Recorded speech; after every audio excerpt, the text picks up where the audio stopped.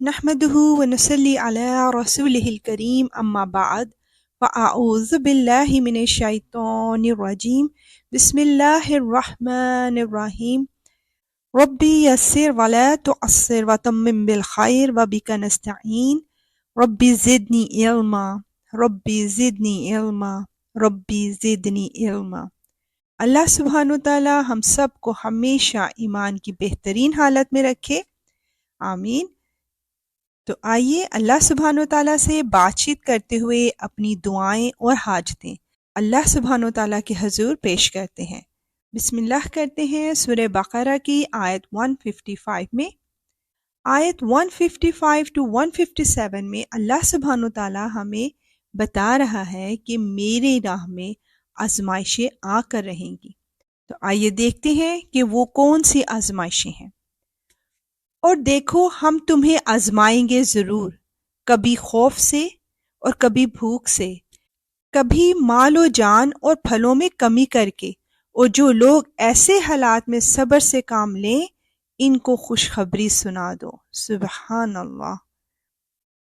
یہ وہ لوگ ہیں کہ جب ان کو کوئی مصیبت پہنچتی ہے تو یہ کہتے ہیں کہ ہم سب اللہ ہی کے ہیں اور ہم کو اللہ ہی کی طرف لوٹ جانا ہے۔ اللہ اکبر۔ یہ وہ لوگ ہیں جن پر ان کے پروردگار کی طرف سے خصوصی عنایتیں ہیں اور رحمت ہے، اور یہی لوگ ہیں جو ہدایت پر ہیں۔ سبحان اللہ۔ یا رب العالمین، ہم تیرے بہت شکر گزار ہیں کہ تو نے قرآن کے ذریعے ہمارے سامنے ہر چیز کو کھول کھول کر بیان کیا ہے۔ یا رب العالمین، تو نے ہمیں یہ بھی خوشخبری دی کہ ہر دکھ، تکلیف اور مشکل کے ساتھ آسانی ہے۔ یا رب العالمین، ہم تیرے بہت کمزور بندے ہیں۔ یا رب العالمین، تو ہمیں ہر آزمائش، مشکل اور پریشانی میں سنبھال لینا۔ یا رب العالمین، تو ہمیں اپنے فلاح پا جانے والے لوگوں میں شامل فرما، آمین۔ آیت 158 میں حضرت ہاجرہ کی بے قراری کا قصہ بیان کیا گیا ہے۔ بے شک صفا اور مروہ اللہ کی نشانیوں میں سے ہیں، لہٰذا جو شخص بھی بیت اللہ کا حج کرے یا عمرہ کرے تو اس کے لیے اس بات میں کوئی گناہ نہیں ہے کہ وہ ان کے درمیان چکر لگائے، اور جو شخص خوشی سے کوئی بھلائی کا کام کرے تو اللہ یقیناً قدردان اور جاننے والا ہے۔ سبحان اللہ۔ یا غفور الرحیم، تو اپنے نیک بندوں کا کتنا بڑا قدردان ہے۔ یا رب العالمین، تو ہمارے ماں باپ کے بھی درجات بلند فرما اور ان پر ایسے رحم فرما جس طرح انہوں نے بچپن میں ہم پر رحم فرمایا، آمین اللہم آمین۔ آیت 159 to 160 میں دیکھیں گے کہ اللہ سبحانہ وتعالیٰ نے کن لوگوں پر اپنی لعنت بھیجی۔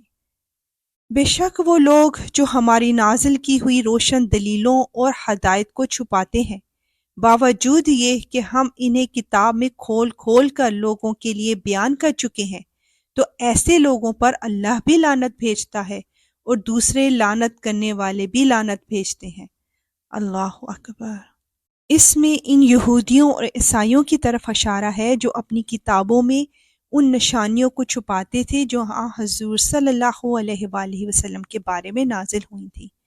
ہاں، وہ لوگ جنہوں نے توبہ کر لی ہو اور اپنی اصلاح کر لی ہو اور چھپائی ہوئی باتوں کو کھول کھول کر بیان کر دیا ہو، تو میں ایسے لوگوں کی توبہ قبول کر لیتا ہوں، اور میں توبہ قبول کرنے کا خوگر ہوں، بڑا رحمت والا۔ بے شک یا رب العالمین، یا غفور الرحیم، ہمارے جانے انجانے تمام گناہ اپنی رحمت کے صدقے معاف فرما دیجیے، آمین۔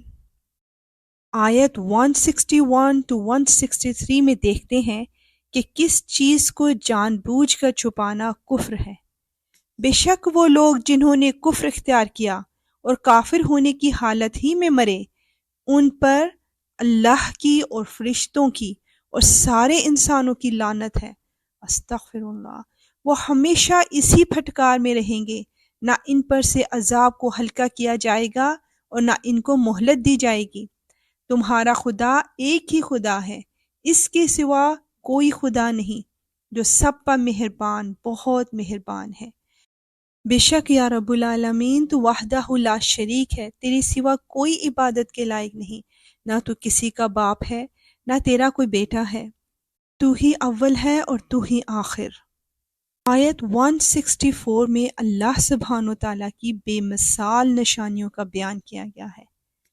بے شک آسمانوں اور زمین کی تخلیق میں، رات دن کے لگاتار آنے جانے میں، ان کشتیوں میں جو لوگوں کے فائدے کا سامان لے کر سمندر میں تیرتی ہیں، اس پانی میں جو اللہ نے آسمان سے اتارا اور اس کے ذریعے زمین کو اس کے مردہ ہو جانے کے بعد زندگی بخشی، اور اس میں ہر قسم کے جانور پھیلا دیے، اور ہواؤں کی گردش میں اور ان بادلوں میں جو آسمان اور زمین کے درمیان تابع دار بن کر کام میں لگے ہوئے ہیں، ان لوگوں کے لیے نشانیاں ہی نشانیاں ہیں جو اپنے عقل سے کام لیتے ہیں۔ سبحان اللہ، الحمدللہ۔ بے شک یا رب العالمین، یہ پوری کائنات کو پیدا کرنے والا اور سارے نظام کو چلانے والا صرف تو ہی ہے، تیرا کوئی شریک نہیں اور کسی کی کوئی مجال نہیں کہ وہ اس میں کوئی رد و بدل کر سکے۔ یا اللہ، تیری ہر نعمت کا شکر جو تو نے ہمیں عطا فرمائی، آمین۔ اے اللہ، اس کتاب قرآن پاک میں سے ہماری زبانیں جو پڑھتی ہیں، اس میں ہمیں تفکر، تدبر اور اس کی سمجھ عطا فرما، اور اس کے معنوں اور عجائبات کی پہچان کروا، اور جب تک ہم زندہ رہیں اس کے مطابق عمل کریں۔